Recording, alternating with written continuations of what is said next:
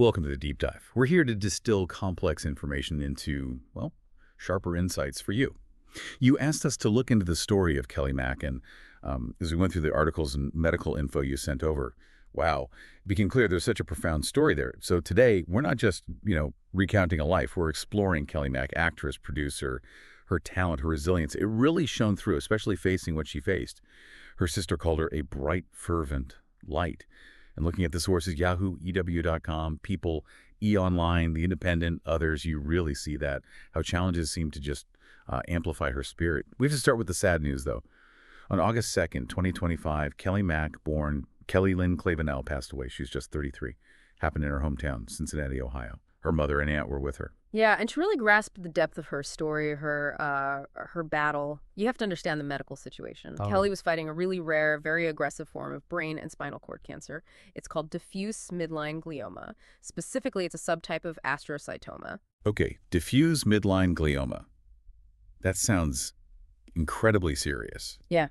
And complex. Can you break that down a bit? The articles definitely emphasize this wasn't a typical tumor. No, absolutely not. You use the word complex, and that's right. It's aggressive, but also insidious is maybe a good word. Think about trying to operate on, like, smoke. It's diffuse. It doesn't form one solid lump you can just take out. Instead, it kind of weaves through the really vital central parts of the brain or spinal cord, like a web. Ah, okay. That's the diffuse infiltration part. It spreads right into the delicate tissue. So surgery is often incredibly risky, sometimes just impossible. Right.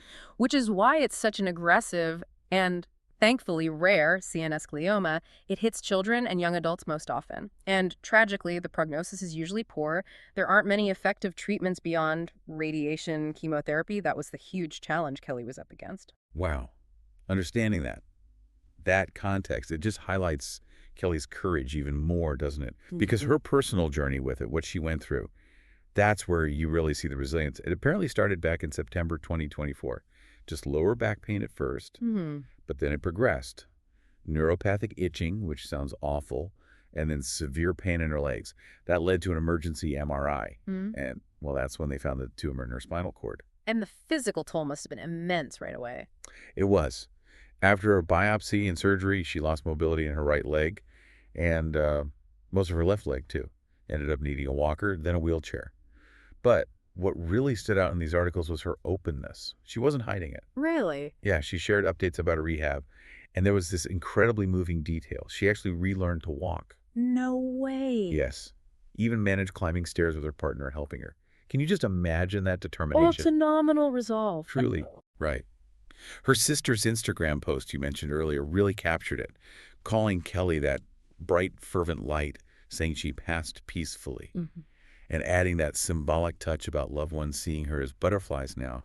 It's beautiful. It really is powerful. Facing something so debilitating, how did the sources suggest she kept that light going? Was it work, relationships? It seems like a mix of things, definitely. Yeah. And her career, well, that seemed crucial. It's kind of amazing, isn't it? Someone dealing with such a brutal illness physically could still be so productive professionally. Yeah. She got her degree in cinematography from Chapman University back in 2014. But her acting started way earlier commercials when she was just a kid. Oh, interesting. And then she built this really solid career. Appeared in some pretty big shows. People might know her from The Walking Dead, season 9 specifically. Okay, yeah. Or roles in Chicago Med, 911.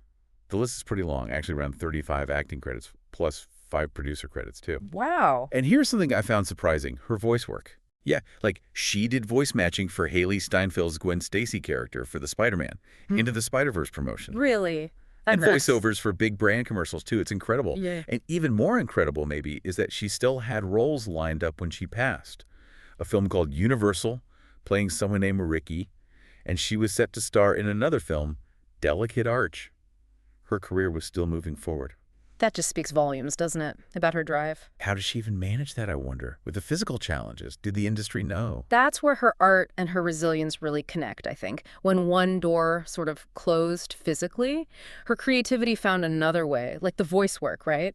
Yeah. Acting without needing to be on screen physically. Good point. The fact she had upcoming roles, that shows just incredible determination, adaptability too, and sheer talent, obviously. Yeah. It's like she was determined to live fully, contribute fully, no matter what. It's more than just perseverance. It's like adaptive resilience, finding ways to keep that bright, fervent light going.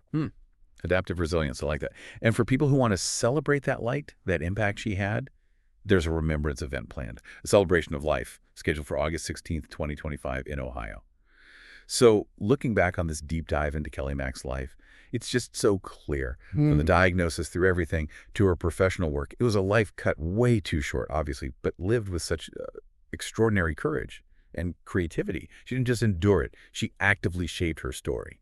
Absolutely. Her story really does make you stop and think, doesn't it? And it brings up a bigger question, maybe for all of us listening. How might Kelley's openness about battling something like diffuse midline glioma, and how she kept pursuing her passions through it all, how might that change how we think about strength, about resilience when facing, the unimaginable? What does her story tell you about making every single moment count, especially when life throws those huge unexpected challenges your way?